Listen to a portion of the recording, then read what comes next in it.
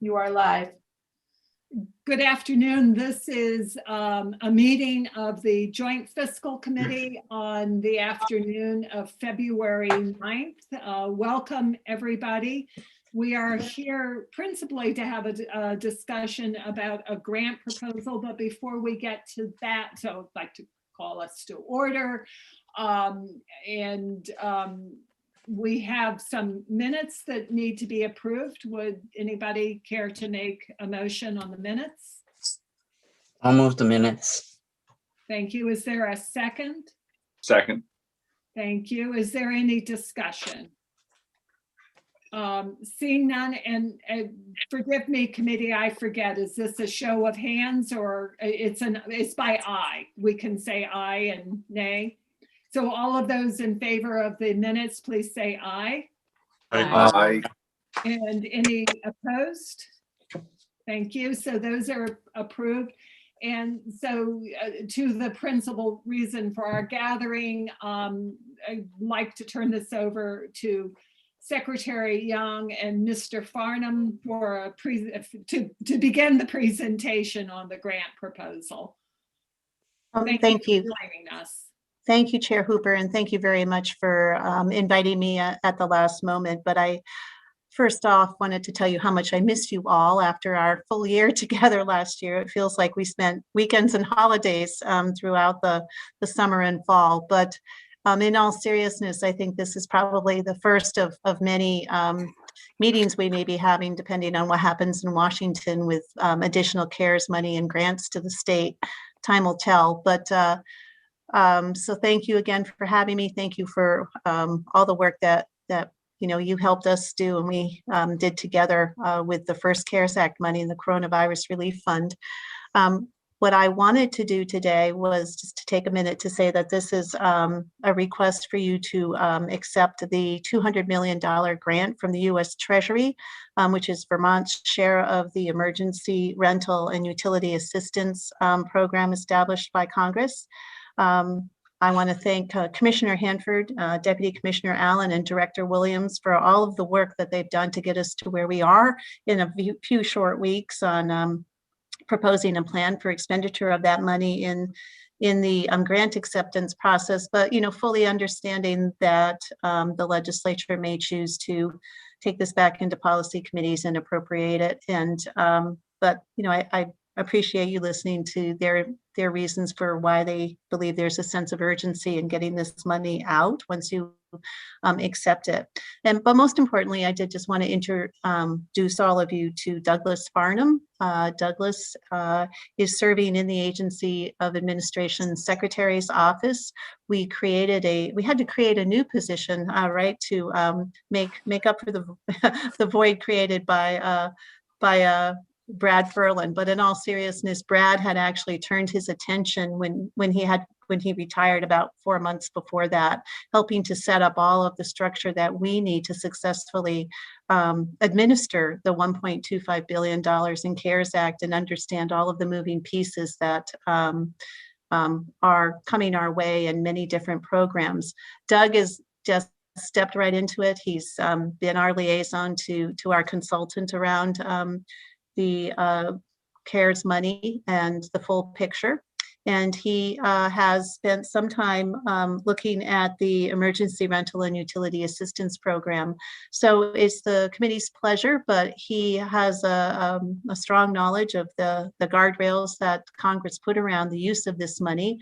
And if the committee has questions of him now or later, he's available to testify. So that's all I wanted to say, and I'll let you get to work after a long day of committee work. So thank you. Thank you, Secretary Young, and thank you, Mr. Farnham, for joining us. We appreciate it. I should have, as we began our meeting, acknowledged that we have also invited from our policy committees in to help us with this conversations, members of the House General, and forgive me, Rep. Stevens, I'm going to butcher your name, the committee title, so I'm not even going to try. So we've got House General, House Human Services, Senate, Commerce and Economic Development, and Senate Health and Welfare. Or I'm close, I hope. So thank you all for joining the JFC members here.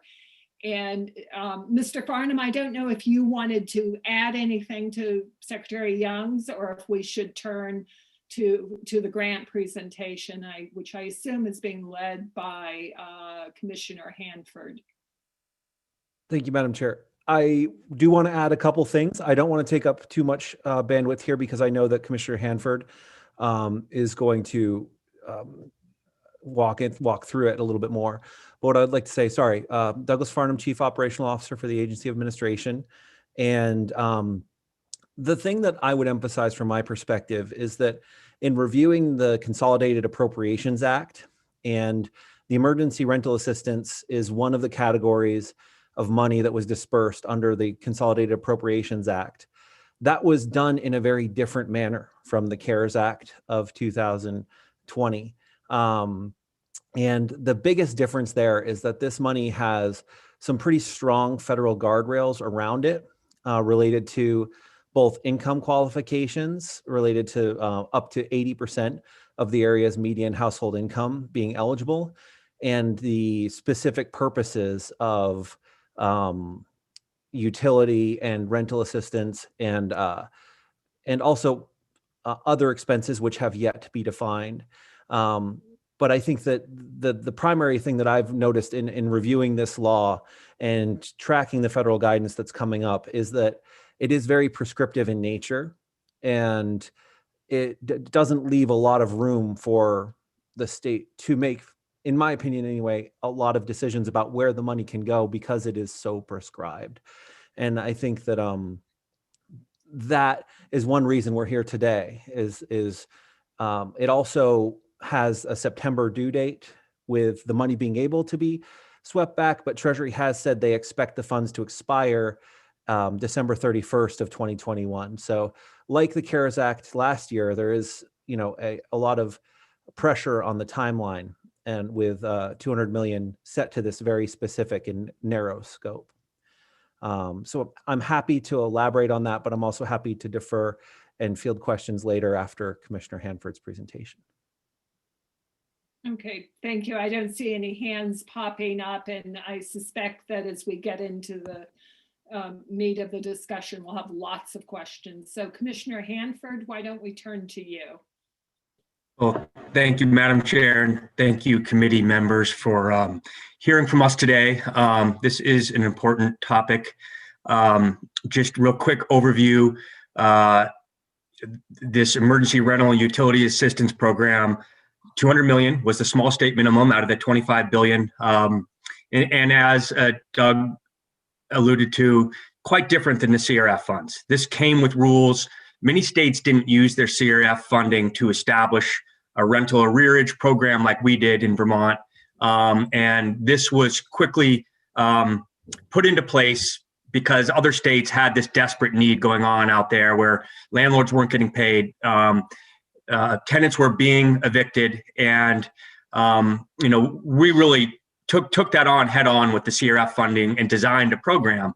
And we've worked with the same partners to look at this funding and learn from those lessons and design a program that goes forward and takes into account the added flexibility of the utility program here, and the fact that this is money that can be paid for rental assistance going forward for 12 months and up to 15 months in some cases. And, stepping back, when this first was passed, we got together with the congressional delegation staff, tried to understand the ins and outs of this the best we could. We got together with our partners in Vermont from all sides of housing issues, and collaboratively talked about the challenges that this program presented, and came up with a list of questions and clarifications that we worked on together and submitted through our congressional delegation to the Treasury Department to try to seek some clarity on this as we designed a program. We discussed some of this early on with some of the policy committees, what we were learning from this federal funding, and then continued to plan with our partners that we knew would be involved in dispersing this funding. And what I really want to stress here today is the need for a coordinated plan to release this money, a substantial amount, to really provide this federal assistance that's needed. Having this come out in sort of small piecemeal really would confuse Vermonters and not have the full understanding of what this funding could be used for. And so we've worked hard to establish different components of this plan in the AA1 grant proposal. The folks that we brought here can talk about each of those individual ones for you. But I just want to stress again that this funding is not only to sort of stabilize the rental housing industry. It really should be looked at as almost sort of low-income worker stimulus at some level, even equivalent to a sort of a hazard pay. The folks that are benefiting from this have to be at 80% of area median income or below. And then if you take it even farther, this is a business support program as well. These landlords are businesses. These landlords are private, they're nonprofit. They range from small one unit to larger properties that really need to be stabilized. We're going into 4 months now where there hasn't been any support, and the eviction moratorium is still in place. And there is hardship out there. We hear about it every day. I'm sure you've heard from some of your constituents, and just really want to stress that the need for a coordinated approach here, that we can deliver this money across multiple programs at the same time and plan for that. In the proposal, I'll just walk through quickly and then turn it over to the other folks here to talk about their elements. The first and largest portion is for the rental assistance, both rental arrearage and rent assistance going forward. And we've partnered with the Vermont State Housing Authority. They were the organization that distributed the first rental housing stabilization program. They've got systems in place and have close to 50 years of experience delivering rental assistance in this state. We have looked at the numbers, and when we first saw this $200 million, we thought, oh my goodness, can we really spend this money? It's great that we have a small state minimum, but this is a lot of funding. When we started to look at the data here in Vermont, it's really not that hard to get to these numbers and the 110 million we've proposed. There's around 76,000 renter households in Vermont, and 49,000 of them are at that 80% area median income and below level. And so if you look at even providing 6 months of assistance to folks that are the 49,000 households that meet the eligibility requirements here, you quickly only are able to provide about 6 months of assistance to about 15,000 of those households. So the need is there, and we have the low-income population to spend this money, but time is of the essence. Many states have already started to move this money, and we have a test coming up in September of how well we've moved this money, how fast we've moved it, and try to prevent it from being recalled by the Treasury. So that's what's before you today on that largest piece of money. The other is the Public Service Department's utility assistance program. They ran a utility assistance program with the CRF funding. The 16 million is based off of their experience and a conservative estimate of what they believe the need is right now in Vermont. And then the 30 million for the Agency of Human Services to support homeless individuals, those exiting homelessness, wraparound services to support them. Sarah Phillips is here to talk more about that. And then we have another component here where it's other housing services. This is the element of this federal assistance that has the least guidance at the moment.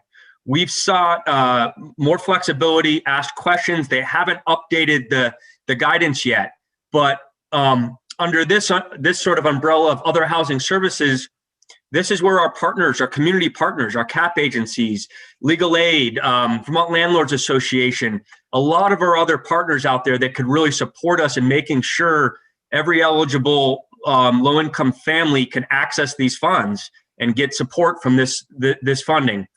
And then we've proposed to hold back $26 million until we can receive more guidance from the feds, hope for a little bit more flexibility. But one thing we're pretty certain about from our congressional delegation is that they're not going to reopen this legislation and change the statute. There, have been discussion early on about, can this be used for capital, for building new housing? And we've all been holding out hope for that, but it doesn't appear that that's going to come from this emergency rental assistance program. There's lots of, there's a new bill coming. There's additional funding that the governor's proposed and others are discussing to do just that, create more housing. But this is about the emergency rental and utility assistance needs that we have today, that we had 4 months ago, that we need to really move on. So with that, any initial questions I'm happy to answer, but I do want the individuals here that we've brought to speak about their specific program elements. Okay.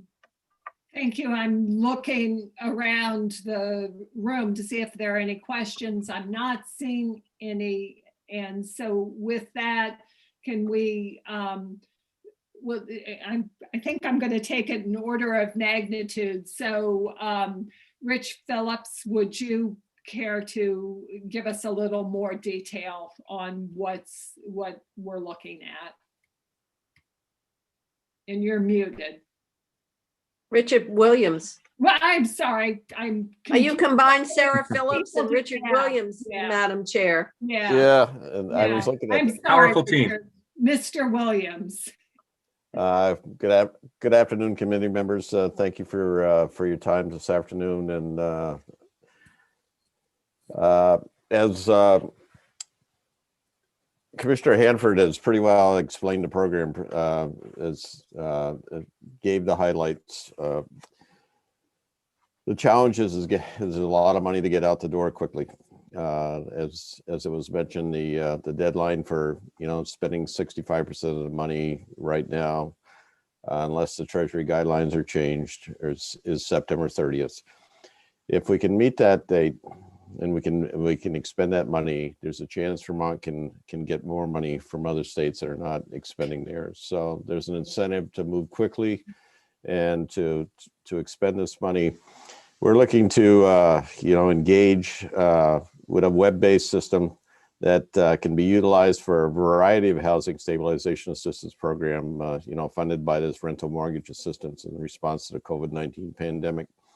The goal of the management systems would be to provide a public-facing portal for applicants and back management with functionality that allows for significant amount of automation processes, which we didn't have in the first round, customizations that would reflect all the regulatory changes, as well as custom report designs and ease and use and accessibility for the applicants, including multiple language translations.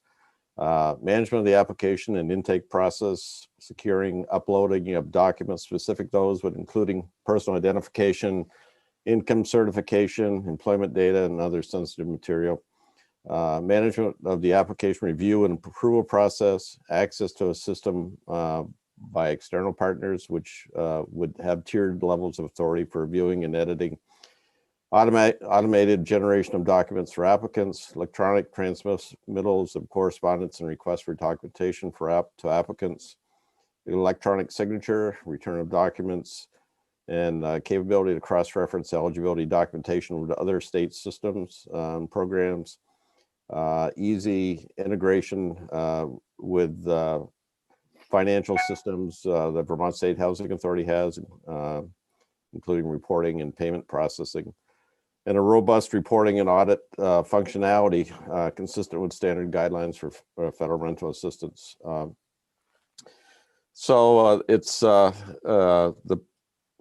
There are national vendors that are already working with other states. I've been attending regular weekly meetings with other state entities similar to ours. There has been no other discussion about any other flexibility within this program. It's, as it was mentioned, the guardrails are tight. And I know folks are hoping with a new Secretary of the Treasury and a new administration in Washington that there could be more flexibility. I personally don't see that. The act would need to have amendments to that. We've heard from our own congressional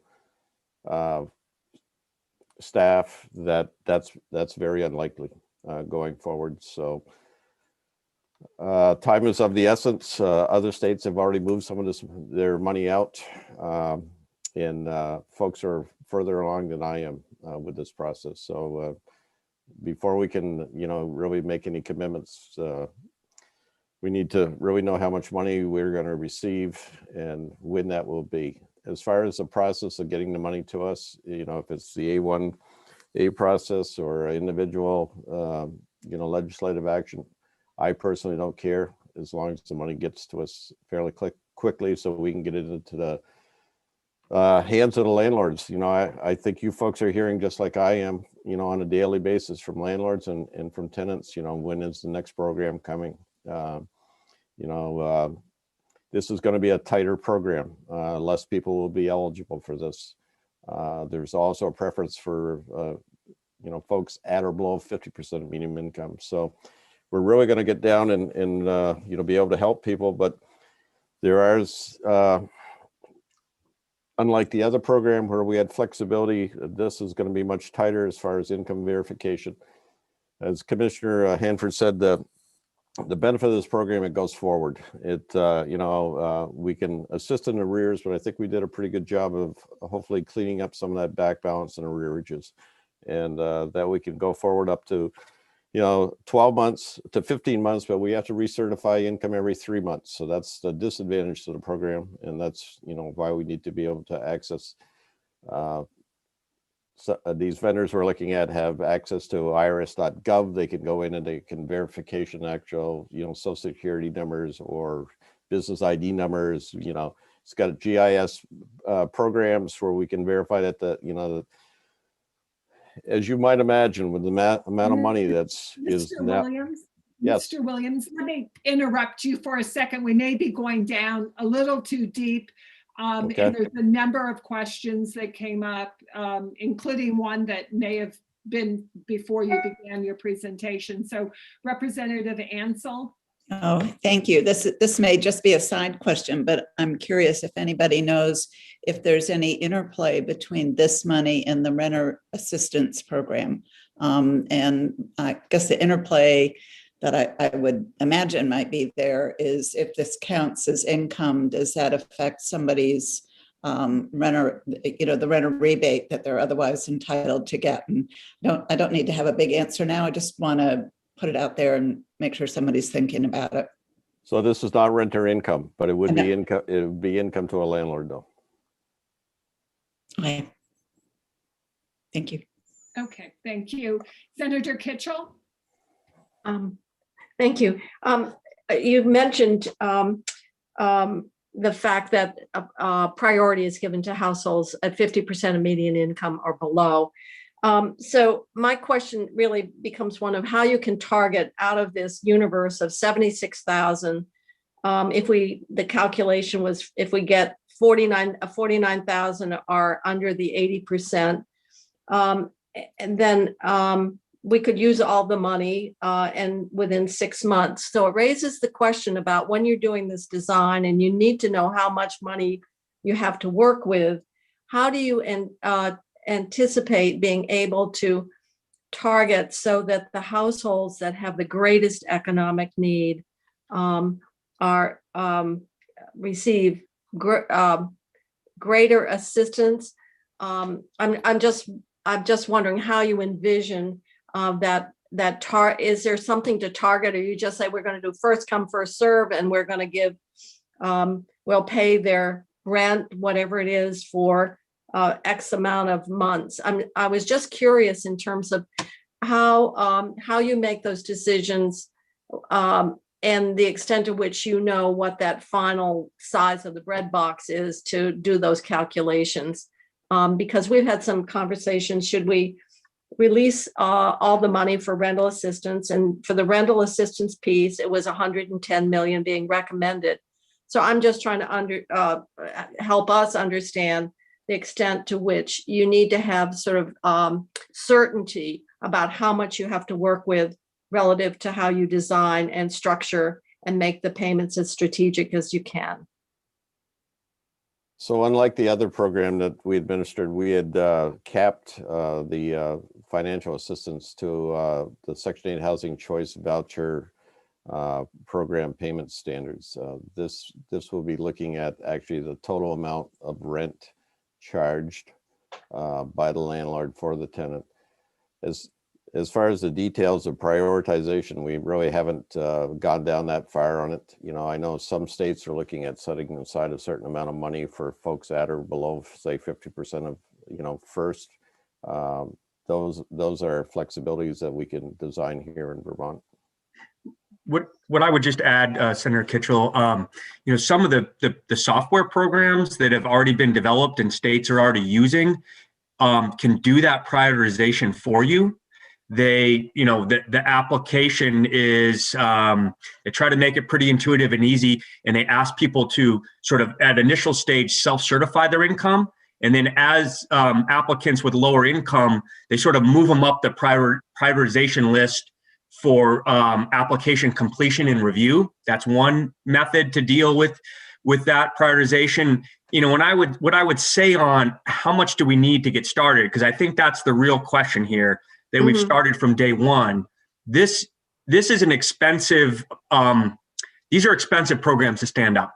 And we need a substantial amount to get going in order to plan for and pay for what we want to have happen at the end, which is full utilization of this money and not to send any back to the feds. We want to help people in Vermont. We know we have the population. And to do that, we need a robust, coordinated program. And, you know, I think there's another memo out there where at least I spoke to that, in that, and Richard from the very beginning has spoken to this on the rental assistance side, that, you know, it's 55 million, that in order to get a program started, to purchase the software, to hire additional staff, we need to stand up a program that's large and robust from day one and not piecemeal to get the best results for Vermonters. The other point I'd like to make about this application process, we can also take the applications for utility assistance as well, and we can do that right through this platform. And I believe we can, you know, work very well with the Public Service Department. I'm not trying to throw a wrench into the cog here, because I know their process works well, but I think we will be able to upload and also maybe provide more assistance to low-income households. Okay, we have several other questions, and I'm also wanting to make sure that we leave ourselves time to also to get to the utility assistance and have a conversation about that. So Representative Stevens. Thank you, Representative Hooper. So Josh and Richard, I'm just going to ask a small bundle of questions and hopefully just get short answers in terms of the difference between when you testified to us a couple of weeks ago and what's present now. Did we get have we gotten a definition of the word obligate? We keep talking about we need to obligate a certain amount of money by the end of September. Did we get a definition of that? The 10% that's in this bill that says 90% has to be spent on all of these things and 10% can be spent on other expenses or whatever. Is that $13 million because you can only take out money up to the September 30 date that you have to spend it, or are we calling it 20 million here at the beginning? And how long is it going to take to get a software program up and running? I mean, from what Richard's definition or description of it was pretty intense and pretty deep. It reminded me of Health Connect. And so I'm just curious to know what's the anticipated amount of time to take it to get it up and going so that people can start tapping into the system. And I'll leave it at that. I'll take the obligation question. There's been no further clarification on that. The 10% of the total admin and the 10% for housing, other housing services, that all of the partners that we've talked to, calls Richards have been on, and some of the software providers are all very confident that, in our congressional delegation as well, has given us indication that that has been sorted out. It's 10% for admin and 10% for other housing services. And this A1 proposal takes that new information into account. The 18 million for other housing services is the maximum amount allowed for that. And it incorporates the maximum 10% admin into all the other programs. And this proposal has a total of 5 limited service positions, that are separate from the admin that Richard needs to stand up a program. Public Service Department and AHS could talk about their 4 combined positions. Ours at DHCD is simply 1 grant specialist. They're going to need to move tons of money, track invoices, track payments. And right now we have the 1 housing staff that's doing policy, doing proposals, and tracking financial information on the existing money we're moving, and we can't get started without this assistance. I'll let Richard answer how long the software proposals would take to get up and running once we know what amount we're putting out for a request for proposal for folks to bid on. 4 to 6 weeks.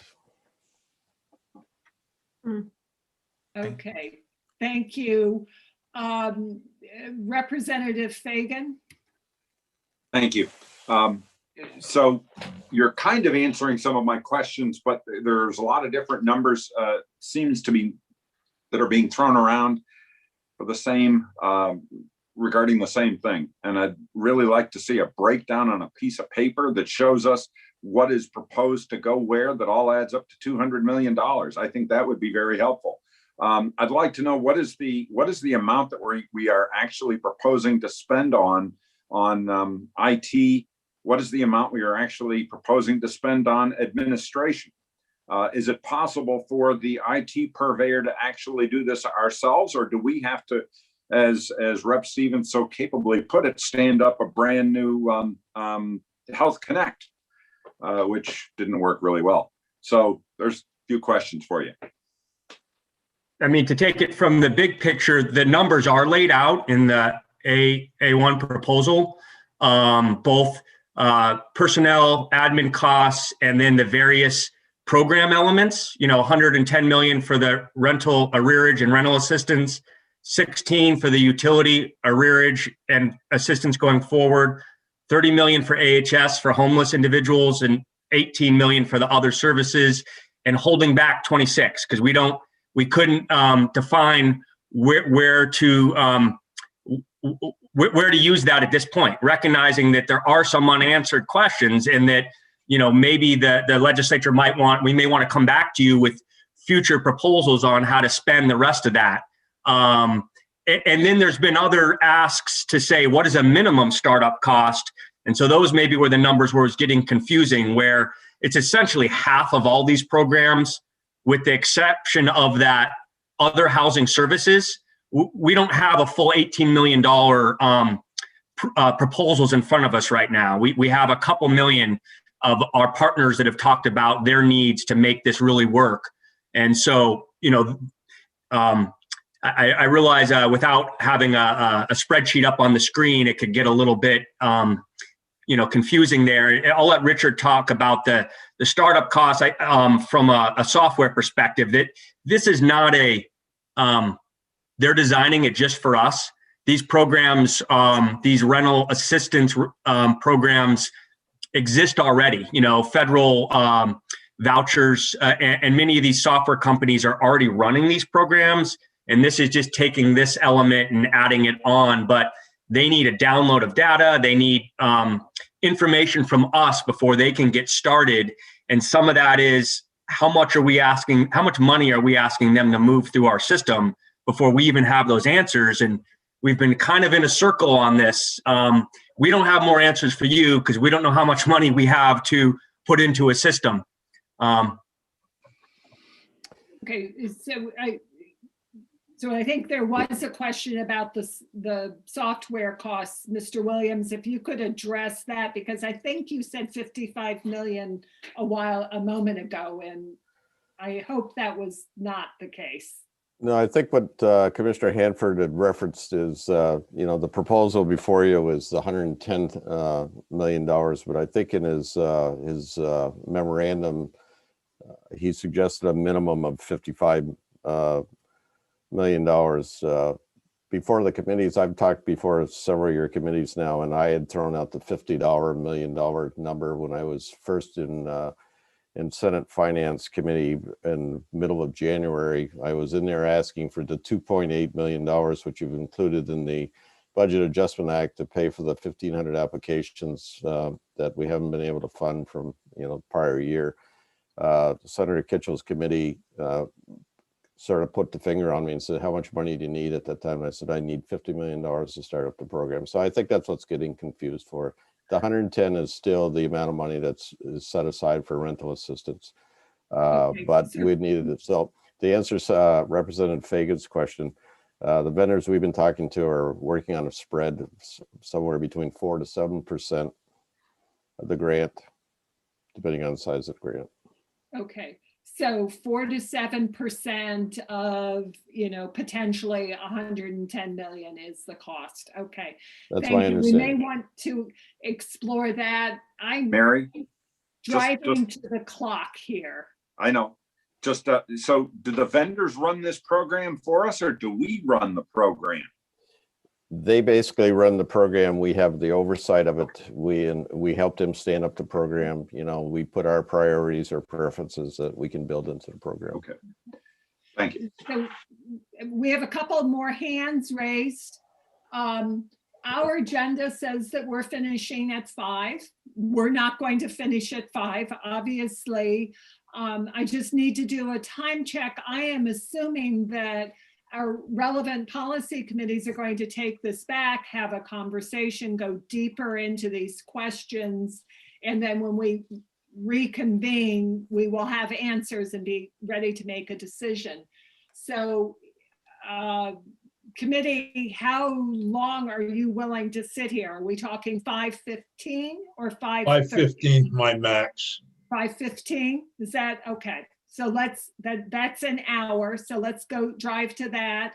With 2 hands, and I really want us to hear from the utilities, from Mr. Allen. So Senator Lyons and then Representative Pugh. Good, thank you. And thanks for inviting us to the meeting. So my question does revolve around the eligibility determination for these folks and what their income levels are. If there is going to be new software, then, and you're going to have to make that determination, still going to have to enter data regarding the vouchers, and all the other information that relates to folks when they're demonstrating their need. Have you looked at and does it work at all to use our current income, our current electronic eligibility program that we've been working so hard to build in AHS? I'm not familiar with that system that you're talking about, Senator. Basically, what's behind the scenes on this program? As far as I know, it's a fairly robust program, and maybe someone else who's had greater familiarity with it recently can answer the question. Senator Kitchell is waving her hand.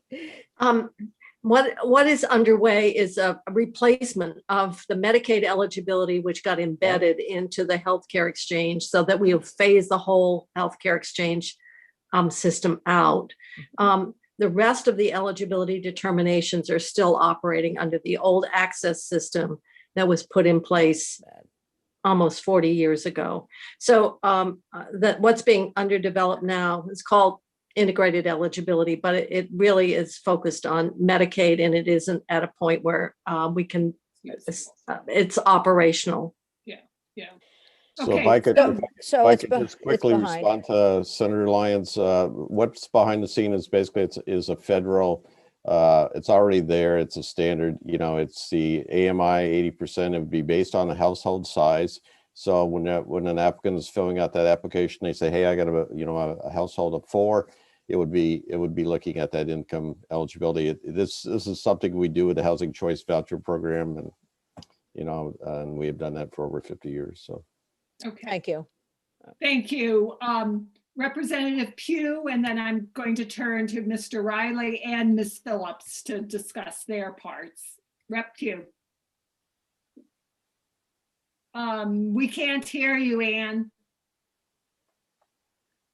We still can't hear you. You look unmuted. I don't understand. Can you hear me now? There, Yes. yes. Technology, and this may be a premature question. The description talked about and wraparound services. I'm interested in what those wraparound services actually entail. I did not hear any description, and maybe that is what Sarah Phillips is going to talk about, but I didn't hear anything about that. And she's nodding her head, so I'm going to fill me in. Thank you. I am sure you are correct. So can we take maybe 5 minutes with you, Mr. Allen, and then 5 with Ms. Phillips, and then we'll see what other questions we have. Riley. Yeah, sorry. The technology. So Riley Allen, Deputy Commissioner of the Vermont Department of Public Service. Briefly share experiences with a program that is essentially up and running and has worked well for us. Between roughly mid-August and mid-December, we ran a program we called the Vermont COVID-19 Arrearage Assistance Program. We were able to expend $8.5 million, provided monies to essentially 11,000 applications that were essentially 60 days in arrears that were in severe distress in terms of utility bills. That happened to cover most of the territory that we're talking about here as well. So it was electric and telephone's not included here, but that was only 1% of what we had administered. Natural gas, water, wastewater. Looking forward, this is a program that expands to cover propane and oil. It has a potential forward-looking component. There's probably more time.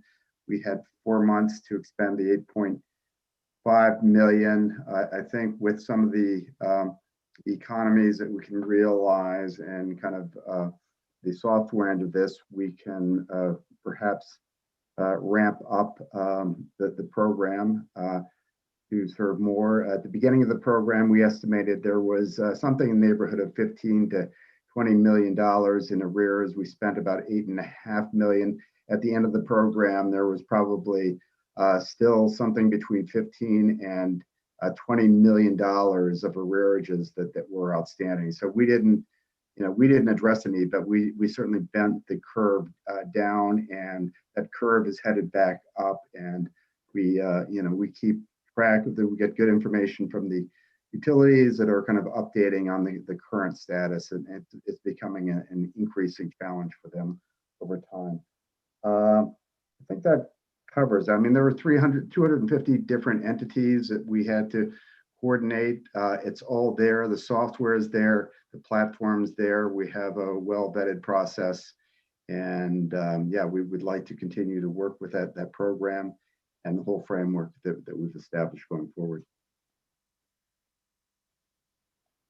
Thank you. Senator Saratkin, a question? I do have a question. We've been focusing on the rental piece, but on the utility piece, how many people did you service in the old program? And how many people do you expect to get grants in the new program? And is there different qualifications for eligibility between the two? Yeah, so we received 11,000 kind of residential applications under the old process. This is a subset of that group because this is rental housing. So that's going to cut it somewhat. And then there's the means testing. So that's going to cut it down further.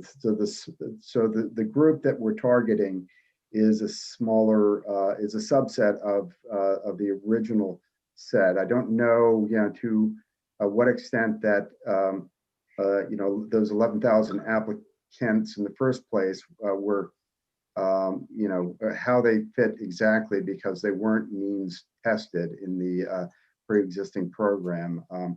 The assumption going in is that they were in distress and they were more likely to kind of fall toward the lower income end of the framework, but that's a challenge, and I don't have a clear answer to the question. So I know we're in a hurry here. We're trying to find a sweet spot in terms of how much money we give out. But as Representative Fagan said, if there's any way you can put on paper how you calculated this request based upon the previous program, you're saying less people are going to apply, but you want much more money. So I just want to see how you got to these numbers. The one thing I would mention, Senator Sorokin, is this includes heating, where their existing program didn't. It was just electricity. So it may be less than 11,000 households, but the bills are going to be much bigger and for 12 months as opposed to 4.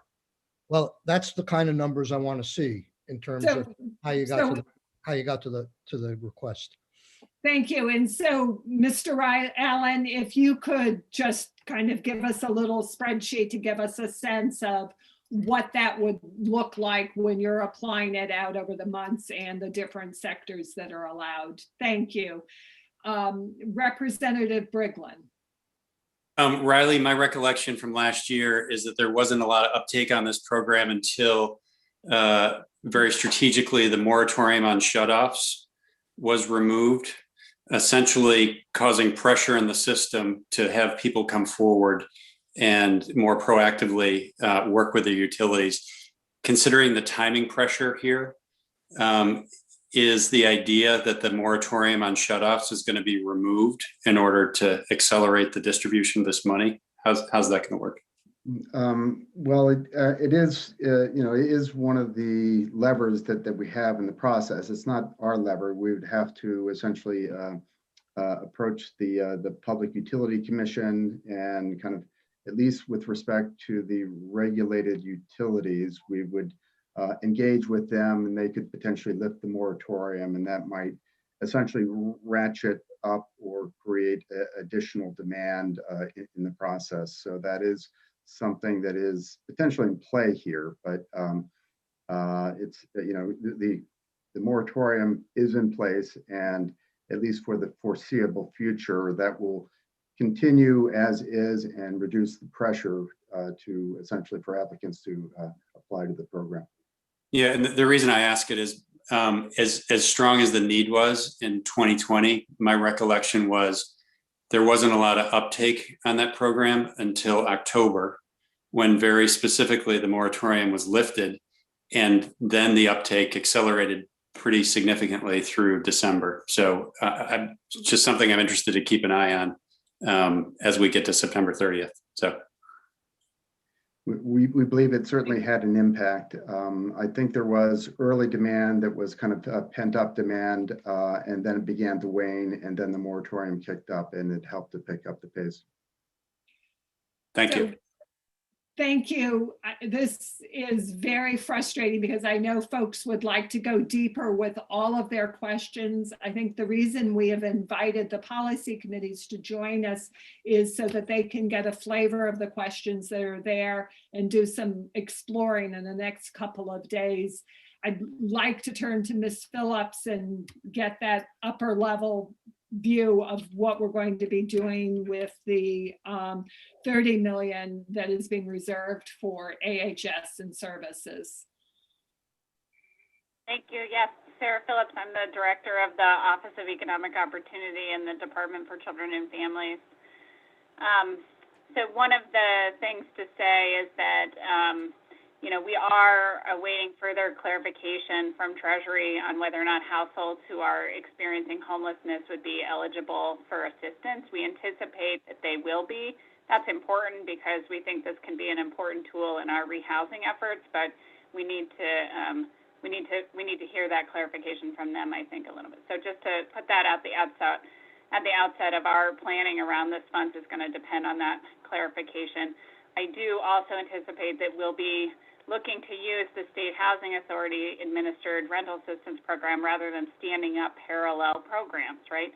But that being said, talking with our colleagues at DCF, depending on some of the clarification and around the guidance from Treasury, we do think we could, for instance, at DCF, issue housing payments for reach-up clients through DCF, which would eliminate some of the burden of having those households apply to another program. That's going to depend a lot on some flexibility from Treasury, and it's not clear that it's there at that point. But if we did that, that would be a big bulk of this $30 million that we've set aside at AHS. Outside of that, we're looking really at how we can use the housing stability services that are talked about in the program to really reach the households who need the assistance the most, right? We know that the very low income households do need support in applying for programs. They are the folks who need, and disenfranchised populations who need additional outreach, and they need additional case support to be able to apply and get their paperwork together and participate effectively. And we want to make sure that this program has, the fullest outreach to those populations. So in addition to the marketing and the work that the State Housing Authority is going to do, partnering with legal aid and their work to support landlord-tenant mediation and the Landlord Association. I think Josh has mentioned those, but also how can we partner with our existing human service network through parent-child centers and community action agencies and area agencies on aging to just reach the population that we know is going to benefit the most from this. So part of our work we see at AHS is to stand up that service side of it, outreach and education, and to sort of be the convener and the coordinator around some of that conversation. I do think there are some examples where we do need additional capacity for case level support. For instance, with our organizations that serve new Americans, and they've put together a really thoughtful proposal on how they could do some additional casework support to make sure we do that extra outreach to reach those populations.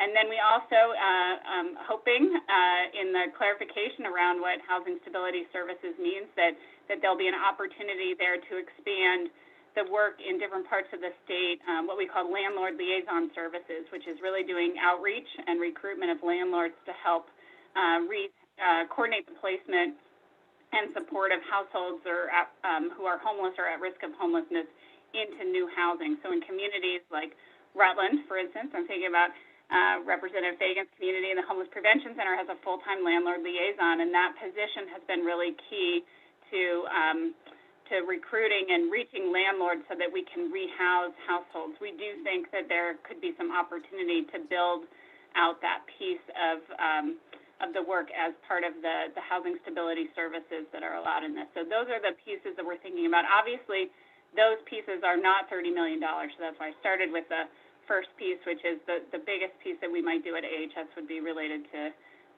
housing assistance support around reach-up.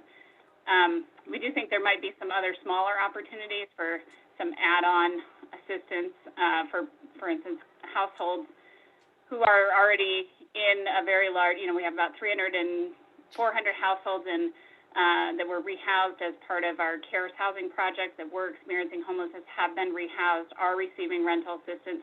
Could we add on very easily in a streamlined way some utility assistance for those households, again, without having to siphon them into another program?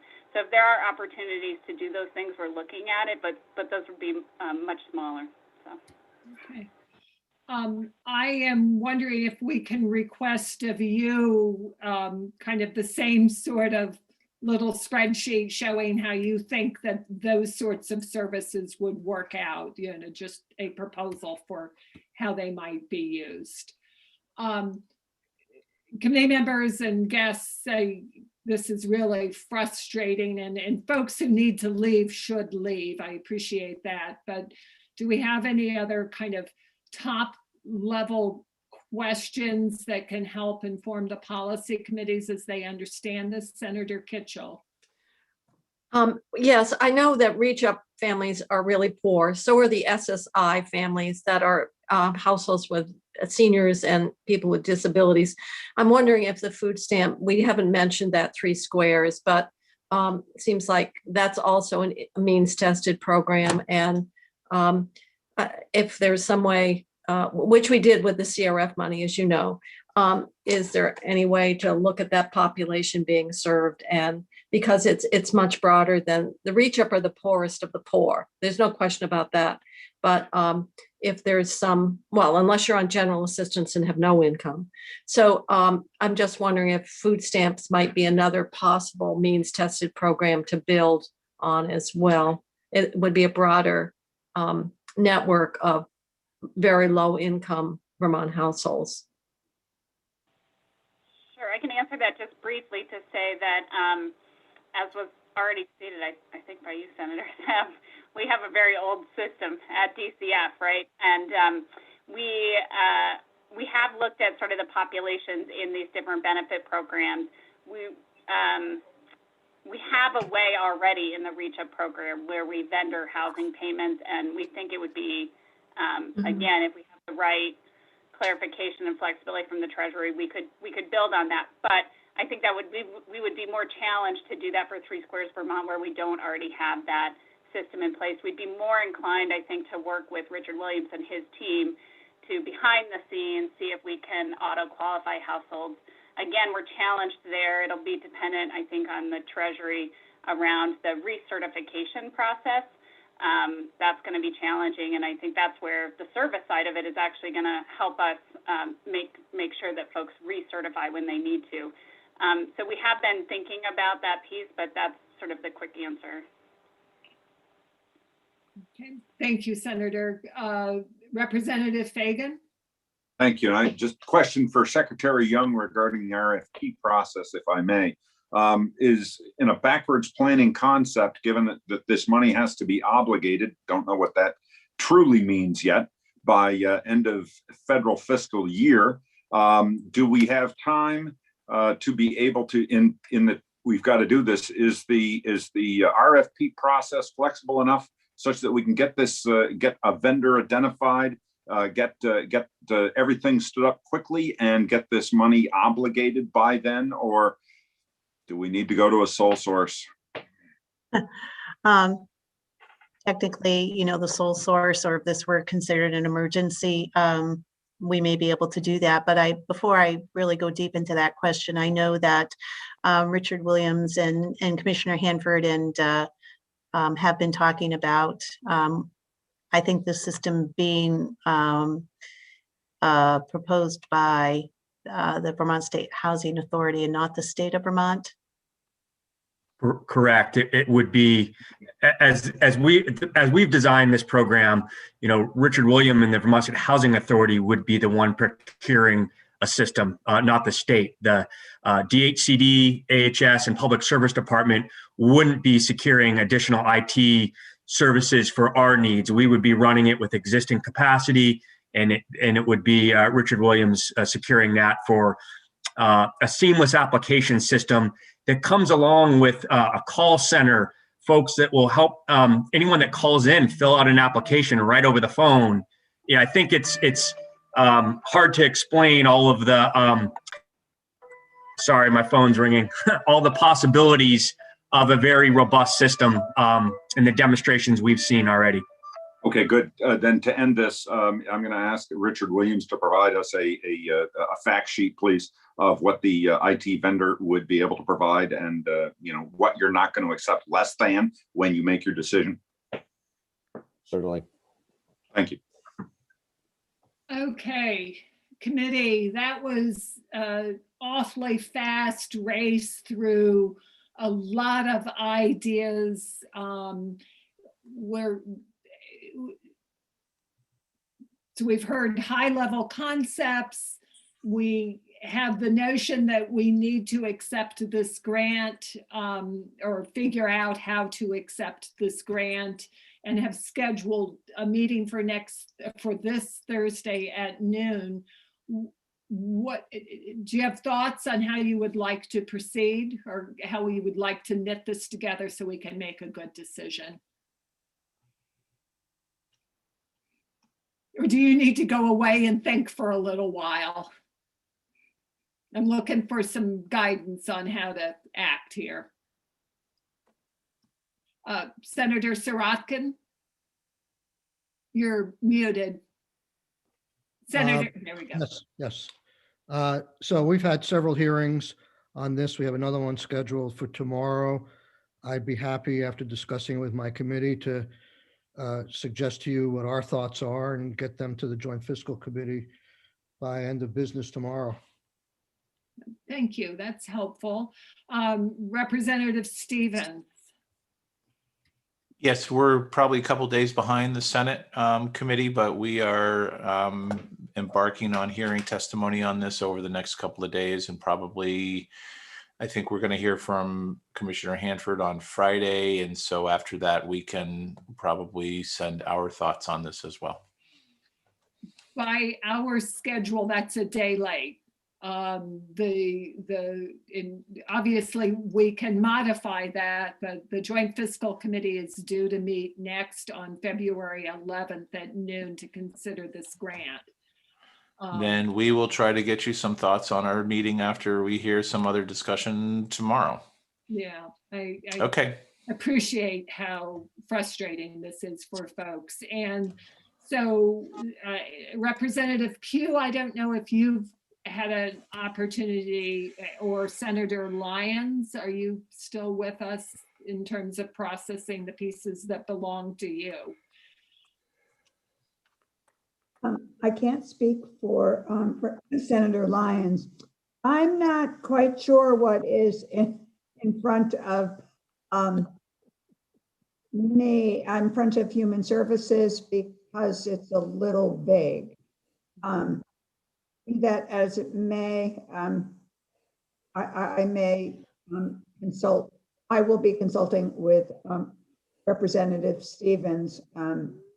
Might be able to pull something, might be able to pull a few members together tomorrow, but we have a full agenda, some of which has to do with getting to the House Appropriations Committee. Request for recommendation. I totally appreciate that. Senator Lyons? Yes, similarly, our committee does not have time to dive into this thoroughly. The fact is that I have, but I don't think that other members, that we won't have time to do that. However, I will have time to talk with Senator Kitchell and possibly Senator Sirotkin. My biggest concern is for the lowest income folks, and the people are struggling right along, including in that reach up families. And then concerns about any increase that they might see in rents going forward. So I think we need to have take some concern about that as well. So we'll try to work together on that. Okay, and then Rep Briglin, you hold another piece of this with the utilities. So what's the question? Can you give us advice in time for making a decision on Thursday? Sure. Thank you. Okay, so Representative Fagan? Thank you. So I would just ask that the documents that we've asked for, the breakout on pieces of paper from Mr. Williams and from the Public Service Department, if we can get those by close of business tomorrow so that we can take a look at them tomorrow night and understand them, please. Yeah, asking a lot, folks. We understand. And Ms. Phillips, if you could help us with that too. I think we asked you also. Okay, Senator Kitchell. Yeah, I'm kind of putting this in the context of moving the money out that we did with the CRF. And to me, what we have to do, obviously underneath it is maybe more discussion, but the money is here for a specific purpose. Everybody acknowledges that we need to move it out. On Thursday, we're going to approve the grant. And the challenge for us is, should we adjust, how much money should we authorize be expended for those permissible uses under the grant as proposed? I'm getting the feeling that at a minimum for the rental assistance, it's got to be the 55 million. So I'm just thinking it raises a myriad of questions, but for joint fiscal committee and for the administrators, it's sort of, this is a sense of how much money we're willing to move out. What does it require to be made available to make sense? And then what could be done in a second step? So that's really what I'm hearing, particularly around the fact that people have gone without rental assistance since November and the economic hardship that brings. And the same is true for utilities, which is sort of a continuation of what we've been doing with an income test. So I guess I'm saying we need to let people know, or I'm going to say at joint fiscal, I want to approve the grant, and we will let half of the recommended allocation of each recommended allocation, or if somebody comes in and says something different, to get us moving on getting these benefits out the door. So I realize, you know, we're back to the CRF, and that is the extent to which we, you know, get into a lot of very detailed testimony versus how much do we say this is important, we've got to move expeditiously, but not do it in a way that somehow we're failing to use the money strategically.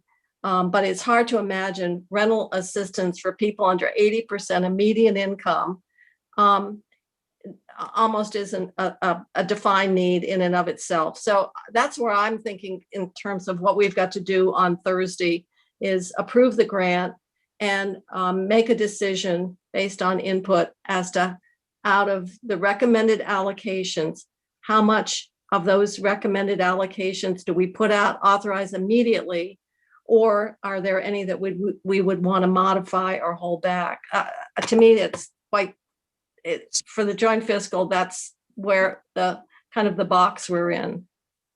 Thank you, Senator. I think that is clearly the box that we're in. I think we have heard a plea that the more that can be allocated, the more efficient they can be in the allocation. And so the fundamental question to us is, should a certain amount be held back, and what's the consequence of holding it back? And I think we're still mulling that and trying to understand it, is my sense. And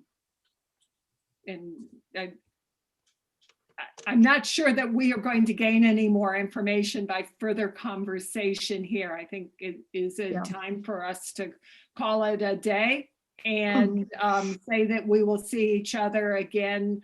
The Joint Fiscal Committee will reconvene on Thursday at noon. And we look forward to having informal conversations between now and then about the best way to proceed. So thank you all for gathering quickly and working hard and fast. And with that, I think we're